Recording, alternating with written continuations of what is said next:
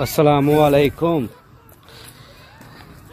सऊदीया में था ना, तो उधर अक्सर ये सुनने में और बोलने में हमें यूज़ करते थे और सऊदी भी करते थे।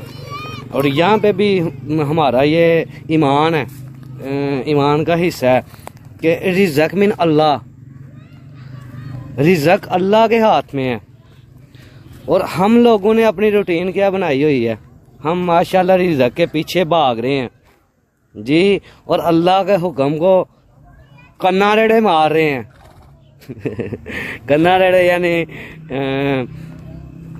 गौर ही नहीं करते, हमें अल्लाह के हुक्म की फिक्र ही नहीं है। तो अल्लाह ने भी हमें रिज़्क़ के पीछे ही लगाया हुआ है कि भागता रहे बंदे, पूरा तुझसे फिर भी नहीं होना, फिर भी तूने रोना ही है। तो अल्लाह पे तवक्कल रखें, रिज़्क़ अल्लाह के हाथ में है और अल्लाह के हुक्म पे चलें।